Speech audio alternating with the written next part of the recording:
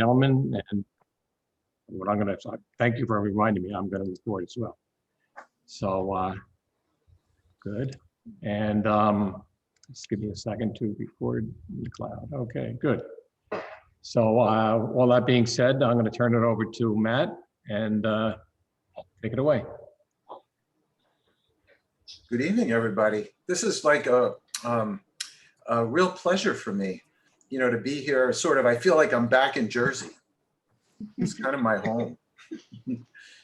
Though I have to tell you, I'm looking out here in Miami, and I'm looking at the ocean right now, and it was about 80 degrees. So I'm balancing my missing of New Jersey with the enjoyment that I'm getting around here. So I want to have a little bit of fun today. Normally when I talk on a lot of different business topics, but I have talked on sort of these broader topics like success and leadership.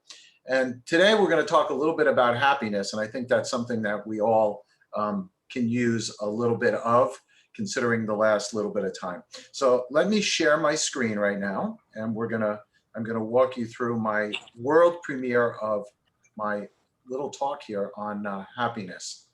And you can feel free along the way here to, if you want to make comments or something, you know, we have a close-knit group, so you can feel good about chiming in if somebody wants to say anything along the way, which I'm pretty happy to have happen. So with that being said, good evening, New Jersey Creatives Network. And I guess I really, an extra thanks to Roxanne for reaching out to me, because it was really nice to see her and an opportunity to be here. All right, let's do it. Ready, go. We hold these truths to be self-evident, that all men are created equal, that they are endowed by their creator with certain unalienable rights, that among these are life, liberty, and the pursuit of happiness. Oh, okay. Men deriving. Okay. So the words pursuit of happiness, they become so iconic, so common, that if I walk up to almost anyone on the street and ask them to complete the phrase pursuit of blank, what do you think they're going to say? I'll bet 9 out of 10 people, maybe more, respond happiness, right? Pursuit of happiness. And the problem is that that phrase has been repeated so many times, it's become ingrained in our hearts and minds as a command. You must pursue happiness. Now, when Thomas Jefferson wrote that Declaration of Independence, he didn't mean it literally, of course. He meant it as it's a fundamental right of the people. In a good nation, people have a right to be happy. But most of us have been trained from the time we were little to pursue happiness with all of our might. That's kind of the life that we want. Well, who expected the last 2 years to go like this?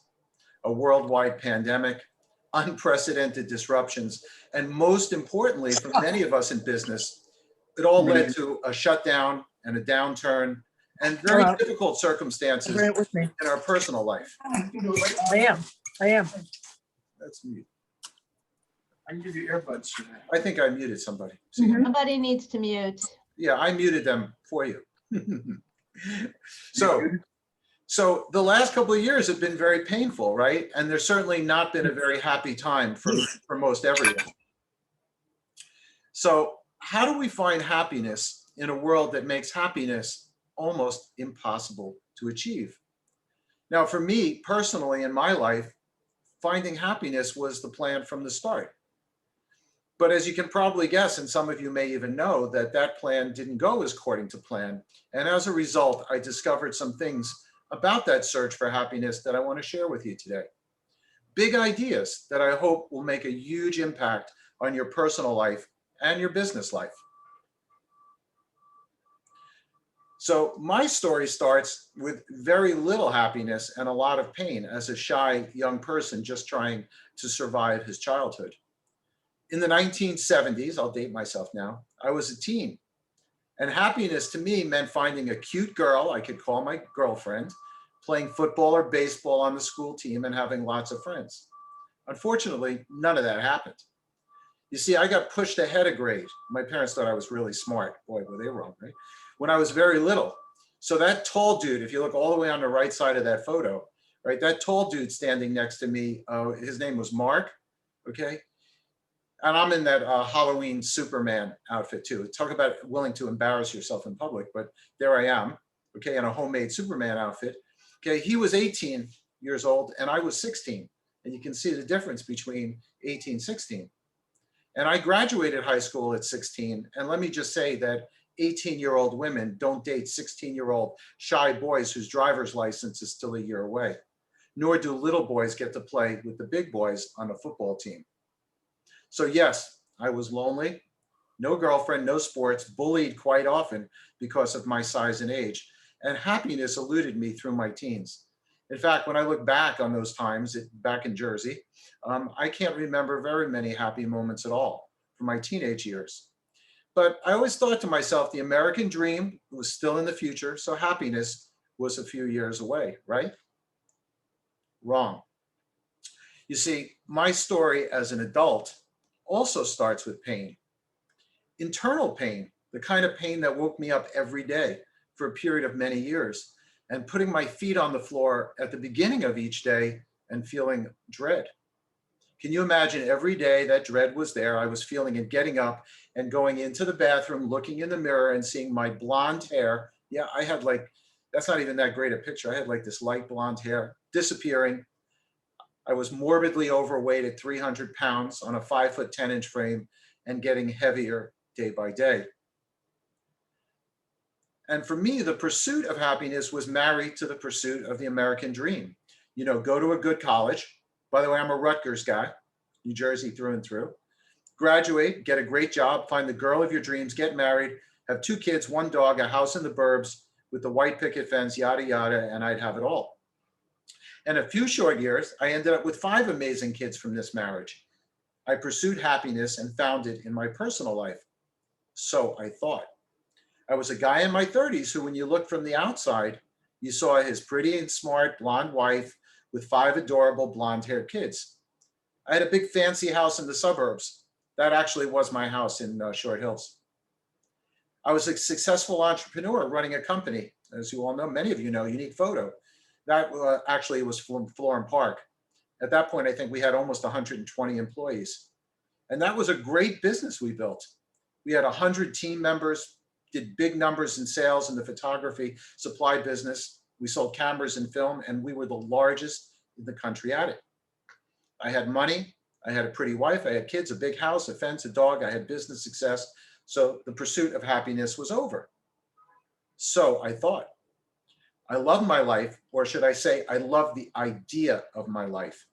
You see, it was all a facade, just like smoke and mirrors. I actually wasn't very happy. In fact, if I looked at my life at that point, I was almost never happy. In fact, I probably had never been happy at all. You see, inside that business was an uber competitive, low margin photography industry that was being massively disrupted by technology, internet, and the Amazon. Inside that home was anything but love, happiness, or contentment. My wife, attractive woman on the outside, was really troubled and confused on the inside.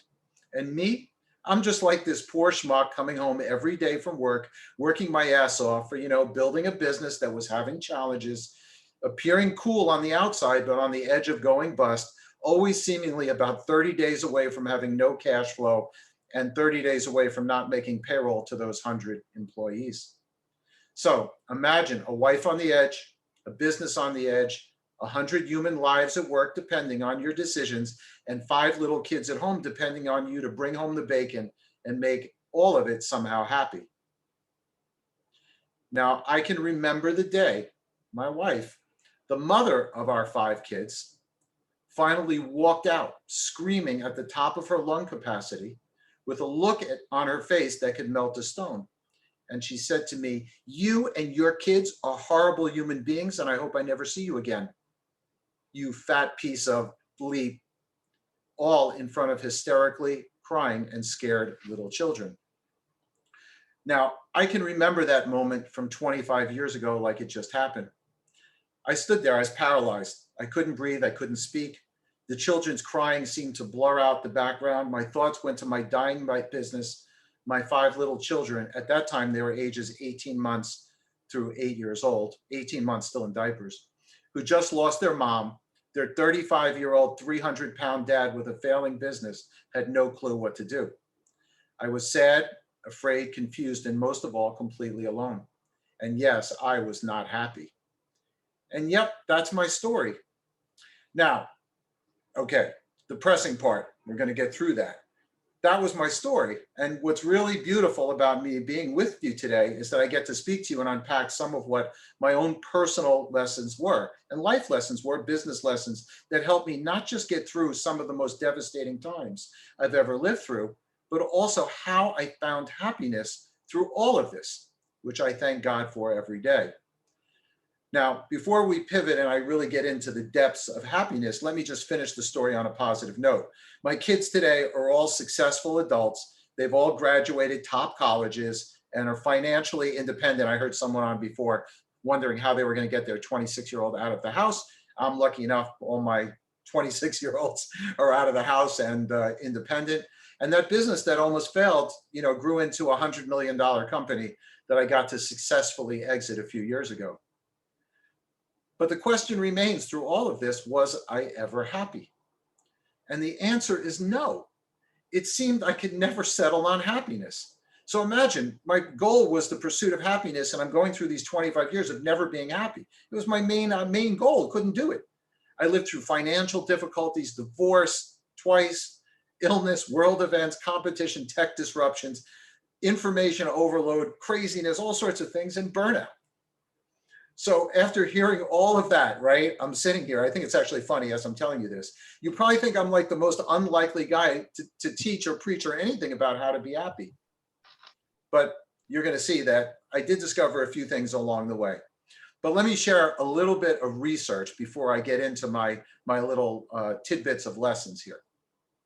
So in the late 1990s, these guys, Kasser and Ryan, did a study to determine whether the American dream, riches, fame, beauty, really fosters happiness. They found that striving for this actually led to less vitality, lower fulfillment of potential, and physical distress. So it seems my pursuit of happiness was ill-fated from the start. If I wanted to find happiness, clearly I was going about it the wrong way, like so many others. Now, I made a lot of money through that crazy journey of mine, right? And that should have helped me find happiness, right? Well, guess what? And I'm going to tell you, this is a really surprising result for me. Wealth and all its possessions it can buy has a surprisingly low correlation with levels of happiness. Believe it or not, the wealthier are only slightly happier than the poor. And there was a study done in 2009, and they measured people who earned income and people who earned double their income, and you would expect that the happiness quotient would double, but there was essentially almost no difference, only a fraction difference. In fact, they've surveyed millionaires and billionaires, and it turns out that their happiness measurement is only slightly higher than people we would consider middle class. Now, we've all heard sort of that meme, money doesn't buy happiness or whatever, but this is actually empirical data which really shows that, I think, in a meaningful kind of way. Now, according to a Harvard psychology researcher by the name of Gilbert, he has a book called Stumbling on Happiness. And he said this, and according to him, the single biggest predictor of happiness is the quality of your interpersonal relationships. And therefore, he concludes that it's not just marriage that makes you happy, but a happy marriage leads to happiness. And that's why he explains that people often surge in happiness when an unhappy marriage is finally dissolved. So I guess really maybe I fell into that for a period of time, right? I guess the times I were happy when I finally escaped, some of those difficult marriages. Okay, so I demonstrated a few common misconceptions or maybe things you might not realize about what lead to happiness, but actually don't. So what does the research actually show leads to happiness? Okay, we're going to do a little bit of math here, but don't panic. We're going to walk through this really simply. There was a groundbreaking book called Authentic Happiness by Martin Seligman, and he introduces an equation on happiness. And I'm just going to go through this really kind of fast because the whole point of this is to emphasize a final point here. So he views happiness as the sum of your genetics plus your circumstances plus some voluntary factors, right? It seems pretty logical. You know, he writes it in a mathematical equation, but it's a pretty logical thing where happiness is definitely related to your genetics. And according to him and according to studies, that's 50% determined. So if you're a little bit of an unhappy person or you're a little bit depressed or you tend to be a jovial person, it's in your genes to some extent, right? What's interesting in there is that the controllable factors or uncontrollable things that happen in your life, like if you think about what happened to me, they only add 10% or detract 10% from your happiness. But the real power of this equation, as I'll call it, is that the biggest contributor to your happiness is your internal mindset. Those cognitive and emotional and behavioral factors over which you have voluntary control. And the conclusion of that is that you have control over at least 40% of what determines your happiness. I found that sort of like, it seemed intuitive to me, I guess, on some level, but I guess to really see it in terms of a scientific study was a little bit eye-opening for me. So I've combined the information from several studies, some of which I already mentioned, and I present to you what does correlate to your happiness. And if we just sort of take a second to gander at this chart, I think what's fascinating, and no, maybe I'll say it's God's intention, that many of the factors that you have no control over, such as age, gender, social class, intelligence, ethnicity, attractiveness, don't contribute very much to your happiness.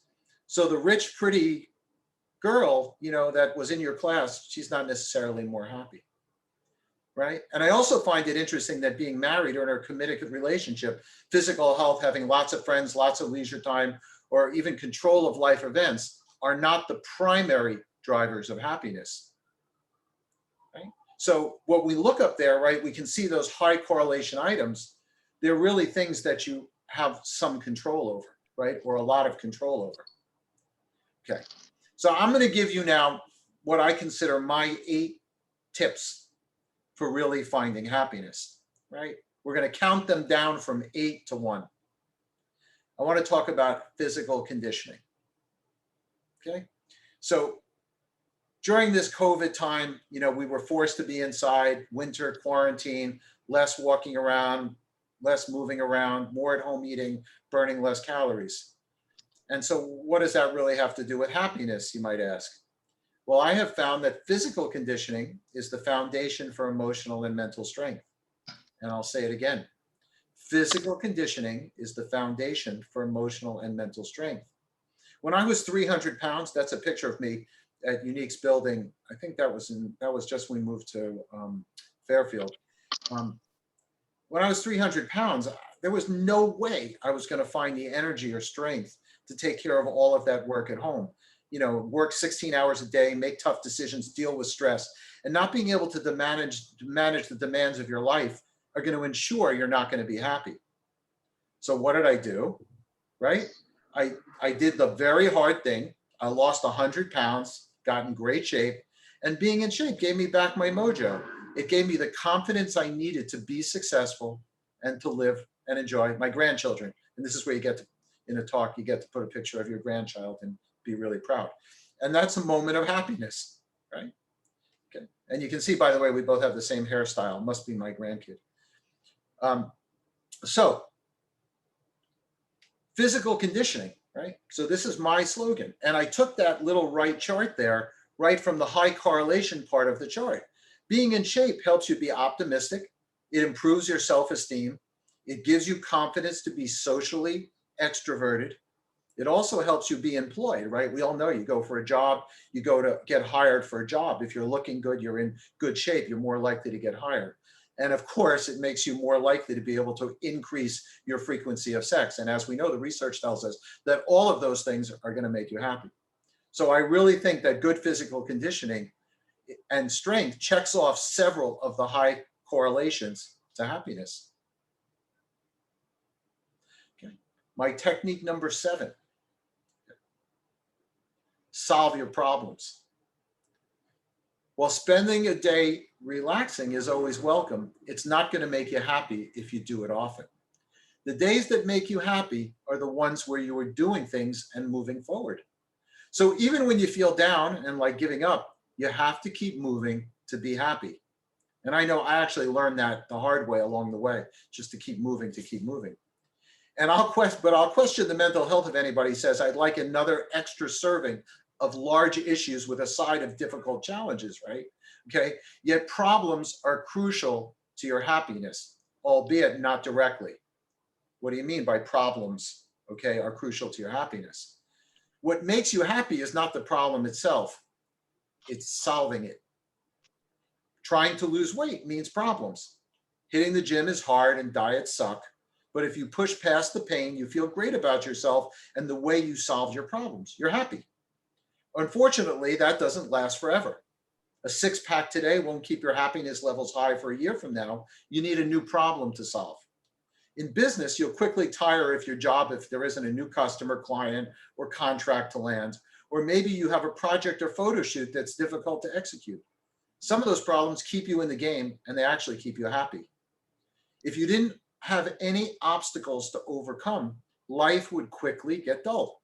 What would you do without challenges? You can only enjoy pina coladas in the sun so long until it gets boring. So the next time you face a problem, don't get angry or sad. See it at what it really is, another opportunity for happiness. Technique number 6, embrace and expect change. Okay, you get to quote an ancient Greek philosopher, right? He was way ahead of his time when he said those words, the only constant in life is change. So when one realizes that change is the way the world works, and accepts and expects, right? So that's a really important thing, right? There's two aspects of change. One is to accept it, and one is to expect that every day you're going to face change. You're more likely to not be hurt, saddened, or depressed by it. So assume that every day will bring some change and reframe your thinking to accept that. And I dare say, even look forward to what a new day may bring. It actually may make you happy. Okay. Technique number 5. It's okay to fail sometimes. And you realize that you succeed not despite your failures, but because of them. A couple of famous examples. Jack Ma got rejected from KFC. Michael Jordan got kicked off his high school basketball team, and Elon Musk got ousted as CEO of his own company, had PayPal's first product rated as one of the 10 worst ideas in business, and then promptly got it ousted again as CEO of PayPal while he was on his honeymoon. Ouch. This was a hard lesson for me personally to learn. I take failure really hard. Like I sometimes don't even know how to live with myself when I face failure. But I had more failures than popcorn in a large movie theater bucket, right? So it wasn't until I accepted that as part of being in business, and yeah, part of being as a parent, right? We fail sometimes as parents too. And I'll tell you, that was really hard for me. Sitting there as a single parent and you fail your kids, or you fail sometimes, to really sort of realize that that's a learning experience, and sometimes you even can bond with your kids more over it. So I stopped getting down about my failures and realized that failures led to success and ultimately to happiness. Okay, now here's one we've all kind of heard before, but I'm going to take a little different tact on it. And that's to practice gratitude. And I don't mean the memes you see on the internet, gratitude, yada, yada, yada. We all see it, right? I mean, you should make it a practice of gratitude and an actual part of your everyday life. You've heard it before many times, and the reason that it sits high on the charts of things that lead to happiness. Now, I want you to just really ask yourself, you've all seen this before, but how many of you actually practice it regularly? When I give a talk in front of a very large in-person audience, I make people stand up, and then, I'll pick on them a little bit if they say, oh yeah, I practice gratitude because I've used this before in other talks. And they'll, they won't really have an answer. So every day, make it a habit. When you wake in the morning, your first word should be something you are grateful for. In my case, I actually like to thank God for bringing me back the next day and allowing me to live another day. And I have some really famous quotes that I like to quote you on gratitude, which I think are quite startling. Willie Nelson says, when I started counting my blessings, my whole life turned around. Oprah Winfrey says, be thankful for what you have. You'll end up having more. If you concentrate on what you don't have, you'll never have enough. If you can find something to be grateful for, Buddha has some words of wisdom to you. Let us rise up and be thankful, for if we did learn a lot today, at least we learned a little. And if we didn't learn a little, at least we didn't get sick. And if we didn't get sick, at least we didn't die. So let us all be grateful. And to emphasize the point to practice gratitude, I'll finish this part by quoting Charles Dickens, who said, reflect upon your present blessings, of which every man and woman has plenty, not on your past misfortunes, of which all men and women have some. So really, practice gratitude. I can't emphasize it enough as a happiness technique. 3A, right? So you can guess there's going to be a 3B. And probably going to guess what that is after this. Let go of the past. You must let go of the past. And in particular, this is the tough one, let go of past hurts. Those that don't let go of the past or stay there or even destined to repeat it. It serves absolutely no purpose reliving past negative experiences and pain. It only serves to demotivate and distract from finding success and happiness today. As Deepak Chopra says, in the process of letting go, you will lose many things from the past, but you will find yourself. And naturally to follow, happiness technique number 3, B, is a hard one, which is don't worry about the future. Okay, and in here on this thing for you to see, I have one of my favorite people on earth that basically says, you never know what the future is going to be. And quite frankly, worrying is pointless. Does it ever help you? We can't predict what the weather will be tomorrow, let alone predict the future. So why would we worry about things that may never come to pass? And people who have mastered their thoughts by not worrying about the future free themselves from much worry because the future is unknown. You can pray for the future, and it's wise to plan for the future, but it's not sensible to cause yourself needless distress or suffering for what might not come to be. Happy people don't worry about the future, period. Number 2, get enough sleep. How many times have you had a terrible night's sleep and just wish the next day would end so you could just get back to sleep again? I promise if I do this, everybody's raising their hands, right? I know that for me, when I don't sleep, I'm miserable the next day. I don't think I could be happy winning the lottery on 2 hours of sleep, okay? So, okay, maybe I could squeeze out a good yeehaw if I won the lottery, but still not going to be very happy, not going to be able to enjoy it until I get that good night's sleep. And so many people in modern society may shove a good sleep below other priorities such as luxuries, high status, or income. However, there was a study in 2018, a very recent study out of 2 South Korea universities. They had 250 participants, which is a pretty heavy study over a 4-week period, okay?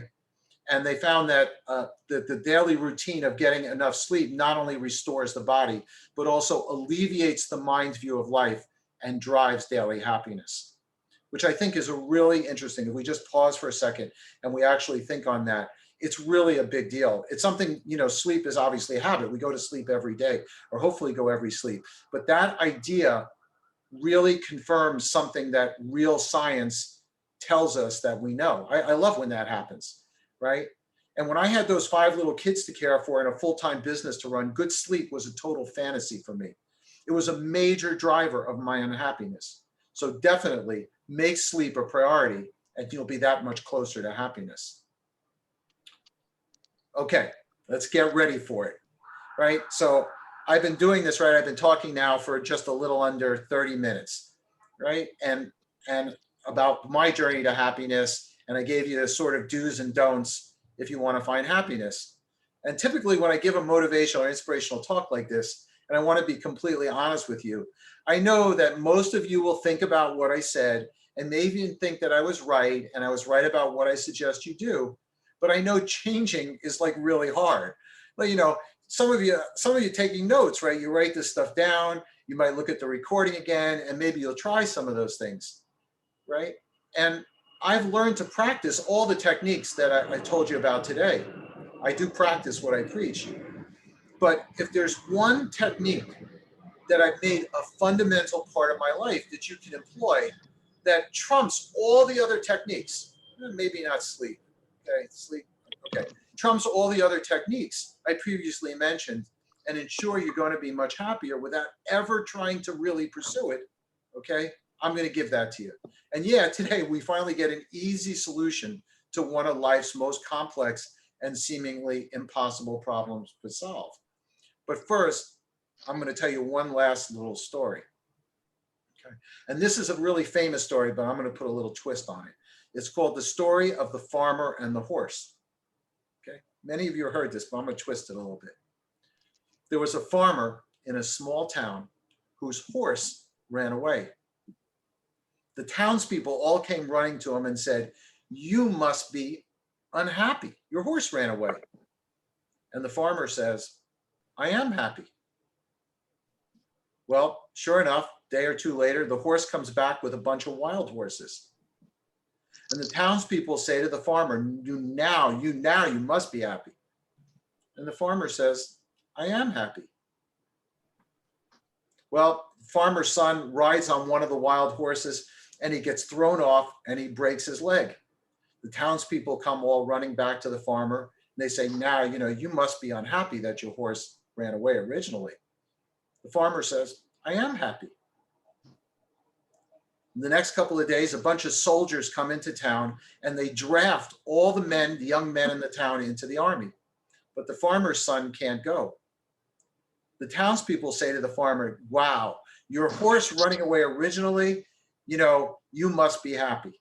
And the farmer said one last time, "I am always happy." And what's the point of that? Happiness technique number one, is to live in the present, right now, right where you are in this moment, and focus most of your energy on this moment as often as you can. And the point is, we never know how life will turn out. When bad things turn out to be good things, if I questioned every one of you in the audience and I said, "Can you recall an event that seemed really bad in your life and then turned out to be really the best thing for you?" Like in my case, my wife leaving me as a single parent. It ended up being the best thing that ever happened to me. I have an unbelievable relationship with my children. I became a man. It turned me from a boy into a man. I grew up, I learned all sorts of skills and so on. So everyone's life has ups and downs, just like the farmer, right? They go from minute to minute sometimes, day to day, month to month, year to year. So the only real way to be happy is to simply be happy right now. Right in this moment, we can choose to be happy, right? Not the future, not the past, right in this moment. So for me, I've wasted so much time pursuing this concept of happiness, right? The American dream, building a business, doing all of these things, because I thought it would provide the missing ingredients to living a worthwhile life. But I've learned that journey to having a great life is not about the pursuit of happiness. It's just about being present and never letting the memory of past difficulties or future worries become obstacles to being happy right now. So it doesn't matter what problems lie ahead later for me today or tomorrow or tonight. And believe me, I got a bunch of them. I'm running 3 companies right now. I got lawsuits. I got this. I got all sorts of stuff going on. I can tell you, miserable. But the idea is to compartmentalize your thoughts and stay present. So I can tell you that I am very, very happy just speaking to you right now. Actually really makes me happy. It's as simple as that. It's really as life-changing as that. Okay, I want to thank you all for listening today. I hope that you gained something about that. I hope I made you all a little bit happier, and I hope you can find a little bit path to happiness. And this group out there, I know some of you out there, but I want you to know that I'm happy to offer you, anybody who emails me, a free digital copy of my book. You just have to promise to give me a review on Amazon. So if you send me an email afterwards, I'll send you a Amazon link. You can download the book. It's a pretty good book. You'll see it has 140 5-star reviews plus and all sorts of amazing reviews, how about it changed people's lives, maybe even made them a little happier. So I wish you all good health, good business, and happiness. Thanks for listening today. Well, Matt, we can't thank you enough. That was certainly inspirational and giving us a lot of food for thought. And I hope you all enjoyed. If anybody has any questions or anything, feel free. I'm happy to talk about it or let you know what I think. jump in if anybody has any questions, please. Did I make everybody unhappy? I don't know. I don't have a question. I just want to tell you that this was incredibly inspirational. Thank you. I'm glad you And enjoyed it. thank you. That's my goal. You know, that's what I really find with my book too. If you read my book, you'll see, I think the biggest reward from writing a book sometimes is inspiring other people to give back, right? It's a give back. I have a copy of your book. I loved it. You know I loved it. Yes, I we told did. you that already. Thank you, Margie. It wrote me such a beautiful review. I appreciate that. And I also want to tell you that everything you said today is true. You make up your mind to be happy in the day that you are in, and it will work. And I've had twice as many objectives as you've had in your life go wrong that I've had in mine and still do. Hey, But I still got plenty of time. I have time. There's still plenty of time for things that go wrong. From now until 9 o'clock.